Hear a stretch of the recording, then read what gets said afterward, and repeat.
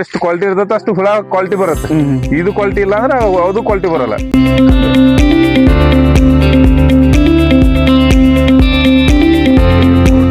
Gym ಹೊಂಟ್ರೆ ನೀವು ಹೆಂಗ್ protein powder ತಗೋತಿರಲ್ಲ ಹಂಗ್ ಹುಳಕ್ ಇದೊಂದು ಪ್ರೋಟೀನ್ ಪೌಡರ್ ಇದ್ದಂಗಿದೆ.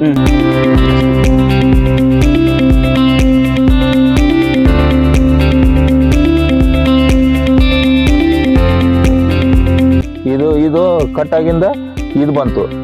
ಈಗ ಕಟ್ ಆಗಿದೆ, ಇದಕ್ಕೆ ಬ್ರಾಂಚಸ್ ಬರುತ್ತೆ ಸರ್. ಇಲ್ಲಿ ಇದು ಕಟ್ ಆಗಿದೆ, ಇದಕ್ಕೆ ಬ್ರಾಂಚಸ್ ಬರುತ್ತೆ. ಪ್ರತಿ ಸರನು ಇದು ಕಟ್ ಆದ್ರೆ ಇದಕ್ಕೆ ಬ್ರಾಂಚಸ್.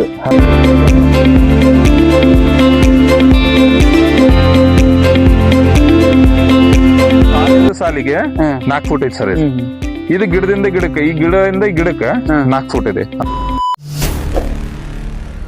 ಹೇಳಿ. ಈಗ ಏನೈತಲ್ಲ, ಈಗ ನೆಕ್ಸ್ಟ್ ಬರೋ ಫೀಡ್ ಹೇಳಿದೆ ಅಲ್ಲ ನಿಮ್ಗೆ, ಈಗ ನೆಕ್ಸ್ಟ್ ಗೆ ಇನ್ನೊಂದು 10-12 ದಿವಸ ಬಿಟ್ಟು ಬರ್ತದ ಅಂತಂದೆಲ್ಲ. ಸೊ ಅದಕ್ಕೆ ಬರೋದು ಫೀಡಿಂಗಿಗೆ ರೆಡಿ ಆಗಿರುವಂತ ಪ್ಲಾಟ್ ಇದೆ ಸರ್. ಇದು 1 ಎಕರೆ ಇದೆ. ಇದು ಟೋಟಲ್ 1 ಎಕರೆ. ಇದು ಒಂದು ಟೋಟಲ್ ಅಲ್ಲಿ ಮಠ ಇರೋದು 1 ಎಕರೆ ವರ್ಗ ಮಠ ಸರ್. ಅದು ಟೋಟಲ್ ನಿಮ್ಗ ಅದ ಆಚ ಕಡೆ ಒಂದು ಟವರ್ ಕಾಣಿಸುತ್ತಲ್ಲ, ಅಲ್ಲಿ ಮಠ 1 ಎಕರೆ ಇದೆ. ಇಲ್ಲಿಂದ ಅಲ್ಲಿ ಮಠ ಕೆಳಗಿದೆ, ಹಂಗ ಕೆಳಗಿದೆ.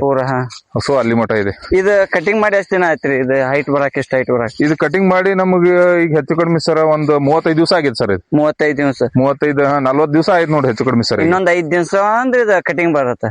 ಇನ್ನೊಂದ್ 5 ದಿವಸ ಅಂದ್ರೆ ಒಂದ್ 10 ದಿವಸ ಹೋಗುತ್ತೆ. ಈಗ ಇನ್ನೂ ಹೋಗತ್ತೆ. ಒಂದ್ 10 ದಿವಸ ಅಂದ್ರೂ ಹೋಗತ್ತೆ. ನಾವು ಎಕ್ಸಾಕ್ಟ್ 45 ದಿವಸ ಅಂತೀವಿ, ಒಂದ್ 50 ದಿವಸ ತಗೋತಿ ಸರ್. 50-55 ದಿವಸವರೆಗೂ ತಗೋತೈತಿ. ಸೊ ಅದೆಲ್ಲ 45 ದಿವಸ ಬರಬೇಕಂತ ಐತಿ. ಸೊ ನಾವ್ ಹೆಂಗ್ ಅದಕ್ಕೆ ನೀರಿಂದ ಕೊಡ್ತೀವಿ. ಒಂದೊಂದ್ ಟೈಮ್ ಬಾಳ್ ಮಳಿ ಆದಾಗ ಇದು ಡೆವಲಪ್ ಆಗೋದು ಕಡಿಮೆ ಆಗುತ್ತೆ, ಸ್ಲೋ ಆಗುತ್ತೆ, ಚಿಗಿದು ಕಡಿಮೆ ಆಗುತ್ತೆ. ಮತ್ತೆ ಬಾಳ ಕೋಲ್ಡ್ ಇದ್ದಾಗನು ಚಿಗಿದು ಕಡಿಮೆ ಆಗುತ್ತೆ ಇದು. ಮತ್ತೆ ನೀರ್ ಸಫಿಶಿಯಂಟ್ ಆಗ್ಲಾಗನು ಇದಾಗಲ್ಲ. ಸೊ ಹಂಗೆಲ್ಲ ಒಂದ್ ಪ್ರಾಬ್ಲಮ್. ಹೆಚ್ಚು ಕಡಿಮೆ ಒಂದ್ 55 ದಿವಸ ಸರ್. ಈಗ ನೀವು ಕಟಿಂಗ್ ಮಾಡತ್ರ ಪೂರಾ ಇದು ಬಡ್ಡಿಗೆ ಹೆಚ್ಚ ಕಟಿಂಗ್ ಮಾಡ್ತೀವಿ? ಬಡ್ಡಿಗೆ ಹೆಚ್ಚ ಇಲ್ಲಿ ತೋರಿಸ್ತೀನಿ ಬರ್ರಿ. ನಿಮ್ಗೆ ಬಡ್ಡಿಗೆ ಹೆಚ್ಚಿನ ಹಿಂಗ್ ಕಟ್ ಮಾಡ್ತೀವಿ ಸರ್. ಇವಾಗ ಈಗೇನ್ ಹಾಕಿದಿವಲ್ಲ ಹುಳಕ್ ಸೊಪ್ಪು, ಈಗ ನಿಮ್ಗ ಅಲ್ಲಿ ಬರ್ರಿ, ಅಲ್ಲಿ ತೋರಿಸ್ತೀನಿ. ಈಗ ಕಟ್ ಮಾಡಿದೀವಿ ಅಂದಾಗ ಇಲ್ಲಿ ಬ್ರಾಂಚಸ್ ಬರುತ್ತೆ ನೋಡಿ. ಹಿಂಗಿದೆ ಇಲ್ಲಿ ಬ್ರಾಂಚಸ್ ಬರ್ತಾ ಇದಿಲ್ಲ. ಇದು ಕಟಿಂಗ್ ಈಗ ಕಟ್ ಮಾಡಿದ್ವಿ, ಇಲ್ಲಿ ಬ್ರಾಂಚಸ್ ಬರುತ್ತೆ. ಇದು ಪ್ರತಿ ಸರನು ಹಂಗ.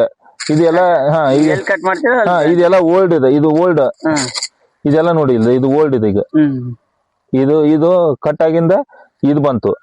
ಈಗ ಕಟ್ ಆಗಿದೆ, ಇದಕ್ಕೆ ಬ್ರಾಂಚಸ್ ಬರುತ್ತೆ ಸರ್. ಇಲ್ಲಿ ಇದು ಕಟ್ ಆಗಿದೆ, ಇದಕ್ಕೆ ಬ್ರಾಂಚಸ್ ಬರುತ್ತೆ. ಪ್ರತಿ ಸರನು ಇದು ಕಟ್ ಆದ್ರೆ ಇದಕ್ಕೆ ಬ್ರಾಂಚಸ್. ಹಂಗೆ ಪ್ರತಿಯೊಂದು ಹಂಗೆ ಬರುತ್ತೆ ಸರ್. ಇದಕ್ಕ ನೀರ್ ಬಿಟ್ಟು ಮತ್ತೆ ಏನಾರ ನೀರ್ ಬಿಟ್ರೆ ಗೊಬ್ಬರ ಕೊಡ್ತೇವೆ ಸರ್. ಗೊಬ್ಬರ SSP ಬರುತ್ತೆ, ಸಿಂಗಲ್ ಸೂಪರ್ ಫಾಸ್ಫೇಟ್ ಅಂತ ಬರುತ್ತೆ. ಸೊಪ್ಪು ಕಟ್ ಮಾಡಿದಾಗ ಇಷ್ಟು ಉಳಿತೈತಿ. ಇದು ಇಷ್ಟು ಉಳಿದಿಲ್ಲ, ಬಟ್ ಒಂದ್ ಸ್ವಲ್ಪ ಲೇಟ್ ಆಗೈತಿ ಸರ್. ಅದಕ್ಕೋಸ್ಕರ ಇದು ಒಂದ್ ಸ್ವಲ್ಪ ಸೊಪ್ಪು ಇಲ್ಲ, ಹಿಂಗ್ ಹಣ್ಣೆಲೆ ಆಗೈತಲ್ಲ, ಇದಿಷ್ಟು ಉಳಿದೈತಿ. ಈ ಹಣ್ಣೆಲೆ ಅದು ಹಾಕಿದ್ದು ಅದು ಹಾಕೋಂಗಿಲ್ಲ? ಇದನ್ನ ಹಾಕೋಂಗಿಲ್ಲ ಸರ್, ಹಣ್ಣೆಲೆ ಹಾಕೋಂಗಿಲ್ಲ. ಯಾಕ್ರೆ? ಅಲ್ಲಿ ಏನೈತ್ಲ ಸ್ವಲ್ಪ ಅದು ಹಾಕೋದು. ಅಂದ್ರೆ ಇದ್ರಾಗ ಏನ್ ಇರಲ್ಲ ಸರ್, ಇದು ಎಲ್ಲ ವೇಸ್ಟ್ ಇದೆ. ಇದು ಏನಂದ್ರೆ ಹೈ ಪ್ರೋಟೀನ್ ಸರ್. ಇದು ಎಲಿ ಅಂದ್ರೆ ಎಲಿ ಅಲ್ಲ, ಇದು ಸುಮ್ನೆ ಎಲಿ ಅಲ್ಲ. ಇದು ನಿಮ್ಗ ಒಂದು ಫುಡ್, ಈಗ ಪ್ರೋಟೀನ್ ಫುಡ್. ನೀವು ಜಿಮ್ ಹೊಂಟ್ರೆ ನೀವು ಹೆಂಗ್ ಪ್ರೋಟೀನ್ ಪೌಡರ್ ತಗೋತಿರಲ್ಲ ಹಂಗ್ ಹುಳಕ್ ಇದೊಂದು ಪ್ರೋಟೀನ್ ಪೌಡರ್ ಇದ್ದಂಗಿದೆ. ಇದು ಎಷ್ಟು ಕ್ವಾಲಿಟಿ ಇರುತ್ತಲ್ಲ ಅಷ್ಟು ಹುಳ ಸದೃಢ ಆಗಿ ಹೆಲ್ದಿ ಆಗಿ ಅಷ್ಟು ದೊಡ್ಡದಾಗಿ ಬೆಳಿತೈತಿ. ಈ ಕ್ವಾಲಿಟಿ ಫುಡ್ ಇದ್ರೊಳಗೆ ಏನದ ಅಂತೀವಲ್ಲ ನಾವು, ಪತ್ರ ಹರಿತು ಅದು, ಮತ್ತೆ ಇದ್ರೊಳಗ ತೇವಾಂಶ ಎಲ್ಲಾ ಚೆನ್ನಾಗಿತ್ತಪ್ಪ ಅಂದ್ರೆ ಇದು ಎಷ್ಟು ಒಳ್ಳೇದು. ಫಸ್ಟ್ ನಾವು ಹೆಂಗ್ ಬೆಳೆ ಬೆಳಿತೀವಿ ಅನ್ನೋದು ಇಂಪಾರ್ಟೆಂಟ್ ಅಲ್ಲ, ಹುಳ ಎಷ್ಟು ತರ್ತೀವಿ, ಎಷ್ಟು ಮೇಯಿಸ್ತೀವಿ ಇಂಪಾರ್ಟೆಂಟ್ ಅಲ್ಲ. ಇದೇನು ಫುಡ್ ಎಷ್ಟು ಕ್ವಾಲಿಟಿ ಐತಿ ಇಂಪಾರ್ಟೆಂಟ್. ಫುಡ್ ಎಷ್ಟು ಕ್ವಾಲಿಟಿ ಇರ್ತೈತೆ ಅಷ್ಟು ಹುಳ ಕ್ವಾಲಿಟಿ ಬರುತ್ತೆ. ಇದು ಕ್ವಾಲಿಟಿ ಇಲ್ಲ ಅಂದ್ರೆ ಅದು ಕ್ವಾಲಿಟಿ ಬರಲ್ಲ. ಹಂಗ ಇದೆಲ್ಲ ವೇಸ್ಟ್. ಇದೇನು ಬರುತ್ತಲ್ಲ, ಇದು ಯೆಲ್ಲೋ ಕಲರ್ ಆಗಿರ್ತದೆ, ಇದೆಲ್ಲ ವೇಸ್ಟ್ ಸರ್. ಇದೆಲ್ಲ ಹಿಂಗ್ ಕಟ್ ಮಾಡಿ ಹಾಕಿದೀವಿ. ಇವಾಗ ಬೆಳಿಗ್ಗೆ ಎಲ್ಲ ಹಾಕಿದೀವಿ. ಈಗ ಇಷ್ಟ ಹೈಟ್ ಬಂದೈತಿ. ಇದು ಎಷ್ಟು ದಿನ ಆಗಿತ್ತು? ಇದು 45 ದಿನ ಇಲ್ಲ ಸರ್, ಜಾಸ್ತಿ ಆಗೈತಿ. 2 ತಿಂಗಳು ಆಗಕ್ ಬಂತಿದೆ. ಅಂದ್ರೆ ಒಂದ್ ಸ್ವಲ್ಪ ಚಾಕಿ ಸೆಂಟರ್ದವ್ರದ್ದು ಒಂದು ಹುಳ ಕೊಡೋದೆಲ್ಲ ಪ್ರಾಬ್ಲಮ್ಸ್ ಇರ್ತಾವಲ್ಲ ಸರ್ ಅವ್ರ ಕಡೆನು. ಅವರೆಲ್ಲ ಒಂದ್ ಸ್ವಲ್ಪ ಡಿಲೇ ಮಾಡಿ ಪ್ರಾಬ್ಲಮ್ ಮಾಡಿದ್ರೆ ಅದಕ್ಕೋಸ್ಕರ ನಡೀತೈತಿ, ಹಾಕ್ಬೋದು ಸರ್. ಏನ್ 2 ತಿಂಗಳ ಮಟನು ಹಾಕ್ಬೋದು ನಾವು. ಇದು ಕ್ವಾಲಿಟಿ ಸೊಪ್ಪು ಇದೆ ನಿಮ್ಗೆ. ಇದು ಎಲ್ಲ ಕ್ವಾಲಿಟಿ ಸಿಗುತ್ತೆ. ಇದೆಲ್ಲ ತುಂಬಾ ಕ್ವಾಲಿಟಿ ಸೊಪ್ಪು. ಇಷ್ಟು ದೊಡ್ಡದು ಸೊಪ್ಪು. ಈಗ ಹೆಂಗ ನಾವು ಲೇಟ್ ಆಗ್ಬಿಡ್ತೀವಲ್ಲ, ಇದೆಲ್ಲ ವೇಸ್ಟ್ ಆಗುತ್ತೆ. ಅದೆಲ್ಲ ವೇಸ್ಟ್ ಆಗುತ್ತೆ ಅನ್ನೋದು ಒಂದು ಬಿಟ್ರೆ ಏನಂತದ, ಹೆಂಗೆ ಕೆಳಗೆಲ್ಲ ಹೋಗುತ್ತೆ, ಹಂಗ ಮ್ಯಾಲೆಲ್ಲ ಚಿಗಿತಿರುತ್ತೆ. ಒಂದೊಂದು ಎಲೆನು ನೋಡಿ ಎಷ್ಟು ದೊಡ್ಡದಾಗಿದೆ. ಇದು ಇಷ್ಟಿಷ್ಟು ದೊಡ್ಡದು ಎಲೆ ಆಗಿದೆ.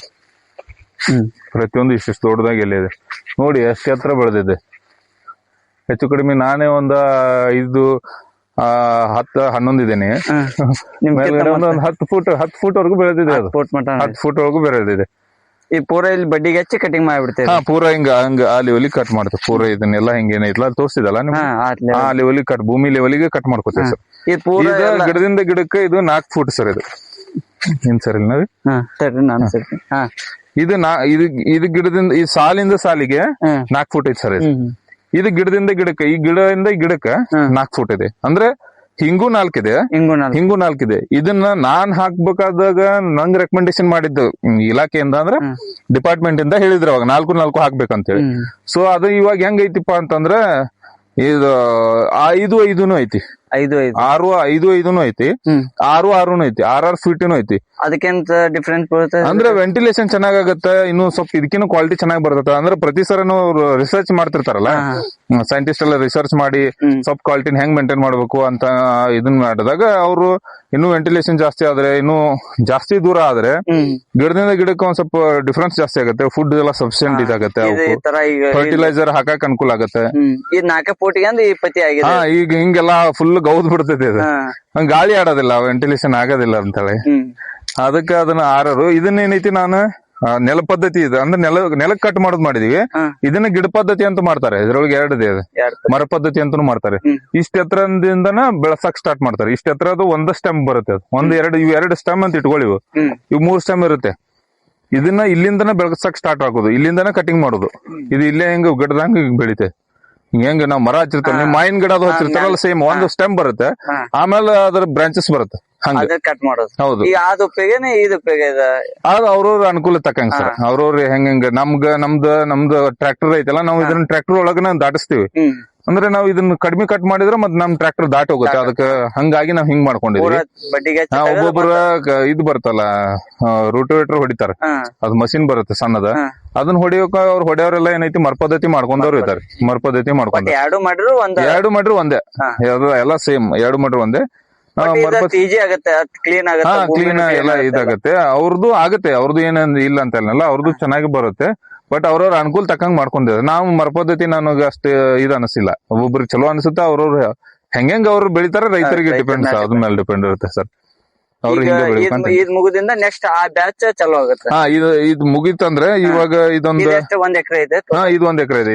ಇದೊಂದ್ ತೆಳಗಿನ ಒಂದು ಪ್ಲಾಟ್. ಇದು 1/2 ಎಕರೆ ಪ್ಲಾಟ್. ಇದ್ರ ಕೆಳಗೊಂದ್ ಐತಿಲ್ಲ, ಇದು 1/2 ಎಕರೆ ಪ್ಲಾಟ್. ಇದು ಬಂದ್ಬಿಟ್ಟ ಇದು ಫಾಗರ್ ಸಿಸ್ಟಮ್ ತರ ಇದೆ. ಇದು ಫಾಗರ್ ನಾವು ಹಿಂಗ್ ಹಾಕಿರೋದು ಇದೆ. ಇದನ್ನೆಲ್ಲ ಹಿಂಗ್ ಲೈನ್ ಬಂದ್ಬಿಟ್ಟು ಇದಕ್ಕೆ ಜಾಯಿನ್ ಮಾಡ್ತೇವೆ. ಇದು ಜಾಯಿನ್ ಮಾಡೋದು ಹೊರಗಡೆಯಿಂದ ಇದನ್ನ ಕನೆಕ್ಷನ್ ನೀರ್ ಬರುತ್ತೆ. ಇದು ಇನ್ಪುಟ್, ಇದು ಔಟ್ಪುಟ್ ಸರ್. ಇದು ಹೊರಗಡೆಯಿಂದ ಇದು ಲೈನ್ ಹೋಗುತ್ತೆ. ಹಿಂಗ್ ಹೋಗ್ಬಿಟ್ಟು ಪ್ರತಿಯೊಂದು ಇದಕ್ಕೂನು ಇದನ್ನ ಹಾಕೊಂಡಿದೀವಿ. ಅದು ಒಂದೊಂದು ವಿಂಡೋಕ್ಕೂ ಒಂದೊಂದು ಇದನ್ ಬಿಟ್ಕೊಂಡಿದೀವಿ. ಸ್ಪ್ರಿಂಕ್ಲರ್ ಅಂದ್ರೆ ಇದು ಫಾಗರ್ ಇದೆ. ಇದನ್ ಬಿಟ್ಕೊಂಡಿದೀವಿ. ಇದು ಸ್ಪ್ರೇ ಆಗತ್ತಂದ್ರೆ ಗಾಳಿ ಹೊರಗಡೆಯಿಂದ ಗಾಳಿ ಬರುತ್ತಲ್ಲ ಒಳಗಡೆ, ಅವಾಗ ಕೋಲ್ಡ್ ಆಗಿ ಒಳಗಡೆ ಬರುತ್ತೆ ಫುಲ್ ಹೀಟ್ ಇದ್ದಾಗ. ಈಗ ಒಟ್ಟು ಬ್ಯಾಸಿಗೆ ಕಾಲದಾಗ ಟೆಂಪರೇಚರ್ ಕಂಟ್ರೋಲ್ ಮಾಡ್ತೀವಿ. 30 ಡಿಗ್ರಿ ಸೆಲ್ಸಿಯಸ್ ಬೇಕಲ್ಲ ನಮ್ಗ. ಆ ಡಿಗ್ರಿ ಸೆಲ್ಸಿಯಸ್ ಬರ್ಬೇಕಂದ್ರೆ ನಾವು ಫಾಗರ್ ಎಲ್ಲ ಹಾಕೋತೀವಿ. ಕೆಳಗಡೆ ಸ್ವಲ್ಪ ನೀರೆಲ್ಲ ಹೊಡಿತೀವಿ. ಕೋಲ್ಡ್ ಒಂದ್ ಸ್ವಲ್ಪ ಕೋಲ್ಡ್ ಇದನ್ನ ಇಟ್ಕೊಂತೀವಿ. ಪ್ರತಿಯೊಂದು ಕಿಟಕಿಗೂ ಅಟ್ಯಾಚ್ ಮಾಡಿದ್ರೆ. ಹೌದೌದು ಸರ್. ಇದೆಲ್ಲ ನಿಮ್ದ ಪ್ಲಾನ್? ಇದನ್ನೆಲ್ಲ ನಾವು ಓನ್ ಮಾಡಿದ್ವಿ. ನಾವು ಎಲ್ಲ ಮಟೀರಿಯಲ್ ಹೊರಗಡೆಯಿಂದ ಧಾರವಾಡ ಅಂತೆಲ್ಲ ಹೋಗಿ ತಗೊಂಬಂದ ಇದನ್ನೆಲ್ಲ ನಾವು ಜಾಯಿನ್ ಮಾಡಿದ್ವಿ. ಇದನ್ನ ಯಾರನ್ನ ಕರ್ಕೊಂಡ್ ಬಂದದ್ದು ಜಾಯಿನ್ ಮಾಡ್ಸಿಲ್ಲ.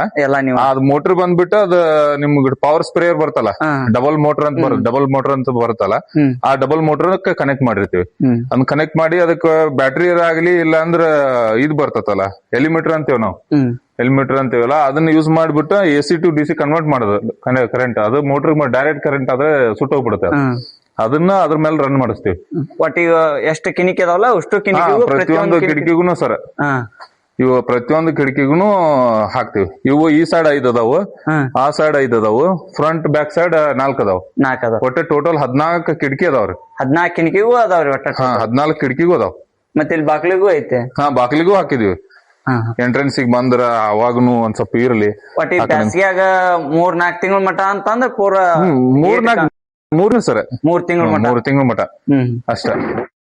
ಇದ ಬಂದ್ಬಿಟ್ಟು ಇದಕ್ಕೆ ಚಂದ್ರಿಕೆ ಅಂತೇವಿ. ಚಂದ್ರಿಕೆ ಇದು ಜಿಗ್ಜಾಗ್ ಸೈಜ್ ಅಲ್ಲಿ ಇರ್ತತಿ. ಹಿಂಗ ಇದನ್ನ ಉಚ್ಚಿಬಿಟ್ಟು ಏನ್ ಮಾಡೋದು, ಇದ್ರ ಮೇಲೆ ಇಡೋದು.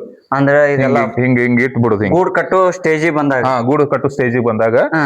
ಇದನ್ನ ಇಟ್ಬಿಟ್ರೆ ಇದ್ರೊಳಗ್ ಬಂದ್ಬಿಟ್ಟದ ಇದ್ರೊಳಗ ಗೂಡು ಕಟ್ಟಕ್ ಸ್ಟಾರ್ಟ್ ಮಾಡುತ್ತೆ. ಗೂಡ್ ಕಟ್ಟಾಗ ಹಾ, ಅದಕ್ಕೆ ಟಚ್ ಆಗಿ ಗೂಡು ಕಟ್ಟಕ್ ಸ್ಟಾರ್ಟ್ ಮಾಡುತ್ತೆ ಅವಾಗ. ಮೊದ್ಲಿಂತ್ರನು ಇದ ಪದ್ಧತಿ ಇದೆ, ಈಗ ಹೊಸ ಇದಾಗಿದೆ. ಇದು ಈಗ ರೀಸೆಂಟ್ ಆಗಿರೋ ಪದ್ಧತಿ. ಮೊದಲೆಲ್ಲ ಅದ ಬಿದಿರಿನಲ್ಲಿ ಚಂದ್ರಿಕೆ ಮಾಡ್ತಿದ್ರು. ಹಾ.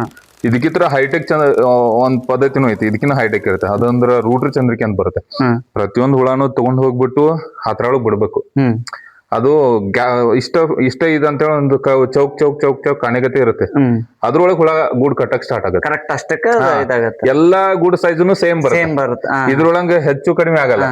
ಬಟ್ ಇದು ಈಜಿ ಬಾಳ. ಇದು ಈಗ ನೀವು ಎಲ್ಲರಿಗೂ ಅನುಕೂಲ ಆಗೋದಂದ್ರೆ ಈ ಪದ್ಧತಿ ಬಾಳ. ಇದನ್ನ ಏನ್ ಯೂಸ್ ಮಾಡ್ತೀವಲ್ಲ, ಚಂದ್ರಿಕೆ ಅಂತ. ಹೌದು, ಈ ಚಂದ್ರಿಕೆ ಏನ್ ಯೂಸ್ ಮಾಡ್ತೇವೆ, ಪ್ರತಿಯೊಬ್ಬರು ರೈತರಿಗೂ ಬಾಳ ಈಸಿ ಆಗಿರುತ್ತೆ. ಈಗ ನೀವು ಇದ್ರಾಗೂ ಒಂದೊಂದು ಹುಳ ತಂದ್ ಬಿಡ್ಬೇಕು. ಏನಿಲ್ಲ, ಇದ್ರ ಮೇಲೆ ಇಟ್ಬಿಟ್ರೆ ತಾವ ಅದ್ರೊಳಗ್ ಮೇಲ್ಗಡೆ ಏರ್ ಬಂದ್ಬಿಟ್ಟು ಗೂಡ್ ಕಟ್ಟಕ್ ಸ್ಟಾರ್ಟ್ ಮಾಡ್ತಾವ. ಗೂಡ್ ಕಟ್ಟ. ಹೌದೌದು. ಅವಾಗ ಏನ್ ಫೀಡಿಂಗ್ ಅದು ಏನಿಲ್ಲ. ಅವಾಗ ಫೀಡಿಂಗ್ ಇರಲ್ಲ. ಅವಾಗ ಫೀಡಿಂಗ್ ಹಾಕಂಗಿಲ್ಲ. ಒಮ್ಮೆ ಇದ ಪೂರಾ ಗೂಡ್ ಕಟ್ಟು ಸ್ಟೇಜ್ ಬಂತಂದ್ ನಿಮ್ಗೆ ಗೊತ್ತಾಯ್ತಂದ್ರ ಅವ್ನ್ ಚಂದ್ರಿಕೆನ ಹಾಕಿ ಎಷ್ಟ್ ದಿನ ಮಟ 5 days 5 days ಒಳಗ ಗೂಡ್ ಕಟ್ಟತ್ತ. ಎಲ್ಲ 3 days ಆದ್ಮೇಲೆ 3 days ಕಟ್ ಬಿಡುತ್ತೆ ಅದ. 3 days ಅನ್ಕೂಲ ಅದೆಲ್ಲ ಪೂರಾ ಪಿಕೋ ಆಗಿರುತ್ತೆ, ಒಳಗಡೆ ಎಲ್ಲ ಗಟ್ಟಿ ಆಗಿಬಿಡುತ್ತೆ ಗೂಡು. ಆಮೇಲೆ ನಾವು ಅದನ್ನ 5th days ಅದನ್ನ ಎಲ್ಲಾನು ಹೊರಗಡೆ ತೆಗಿತೀವಿ. ಇದ್ರೊಳಗೆ ಇದ್ದದ್ ಗೂಡು ಎಲ್ಲ ಲೇಬರ್ ಕಡೆ, ಲೇಬರ್ಸ್ ಕಡೆಯಿಂದ ಹೊರಗೆ ತೆಗೆದ್ಬಿಟ್ಟು ಅದ್ರೊಳಗ ಚಲೋ ಕ್ವಾಲಿಟಿ ಒಂದ್, ಅದ್ರೊಳಗ ಮತ್ತೆ ಡಬಲ್ ಅಂತ ಆಗಿರ್ತೈತಿ. 2 ಹುಳ ಕೂಡಿ ಒಂದು ಗೂಡು ಕಟ್ಟಿರ್ತಾವ. 2 ಹುಳ ಸೇರ್ಬಿಟ್ಟನ ಒಂದು ಗೂಡು ಕಟ್ಟಿ ಬಿಟ್ಟಿರ್ತಾವ. ಅಂತವನ್ನ ಡಿಫ್ರೆಂಟ್ ಇದನ್ನ ತೆಗಿತೀವಿ.